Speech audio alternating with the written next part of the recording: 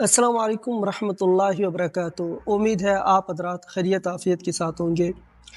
آج کی ویڈیو میں ایک بہت ہی اہم موضوع پر بات کرنے جا رہا ہوں، اور وہ ہے ذہنی دباؤ کا روحانی حل۔ آج کے دور کے اندر بہت سے لوگ ذہنی دباؤ اور ٹینشن کا شکار ہیں۔ اکثر لوگ بظاہر ہنستے مسکراتے نظر آتے ہیں، لیکن ان کے دل کے اندر بہت سی پریشانیاں ہوتی ہیں۔ کبھی گھریلو مسائل، کبھی روزگار کی فکر، اور کبھی مستقبل کا خوف انسان کو پریشان کر دیتا ہے۔ لیکن سوال یہ ہے، کیا اسلام میں ذہنی دباؤ کا کوئی روحانی حل موجود ہے؟ تو اس کا جواب ہے جی ہاں، موجود ہے۔ آج ہم قرآن اور اسلامی تعلیمات کی روشنی میں ذہنی دباؤ کا روحانی حل جاننے کی کوشش کریں گے۔ سب سے پہلے روحانی حل یہ ہے کہ انسان مستقبل کے بارے میں اللہ تعالیٰ پر بھروسہ کرنا سیکھے۔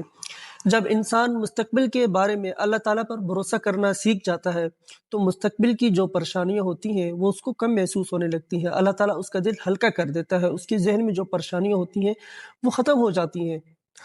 دوسرا اہم حل نماز کی پابندی ہے۔ نماز صرف عبادت ہی نہیں بلکہ انسان کے دل کو سکون بھی دیتی ہے۔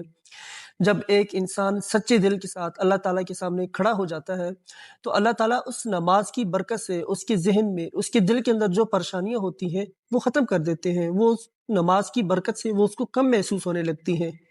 تیسرا روحانی حل ذکر الہی ہے، جیسے کہ اللہ تعالیٰ قرآن مجید کے اندر فرماتے ہیں اعوذ باللہ من الشیطان الرجیم الا بذکر اللہ تطمئن القلوب، کہ دلوں کا سکون صرف اور صرف اللہ کے ذکر میں ہے۔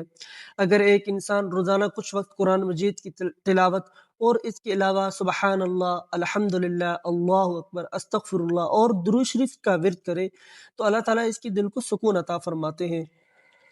چوتھا اور بہت اہم حل دعا ہے۔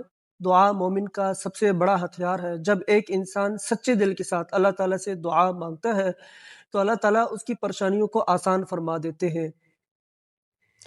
آخر میں آپ سب سے یہی کہنا چاہوں گا، اگر آپ بھی ذہنی دباؤ اور ٹینشن کا شکار ہیں تو اپنا تعلق اللہ تعالیٰ کے ساتھ مضبوط کر لیں، نماز کی پابندی کریں اور ذکر اور دعا کو اپنی زندگی کا حصہ بنا لیں۔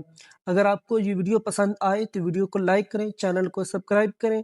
ملتے ہیں اپنی ایک اگلی ویڈیو میں ایک نئی موضوع کے ساتھ، تب تک اپنا بہت زیادہ خیال رکھیے گا۔ السلام علیکم ورحمۃ اللہ وبرکاتہ۔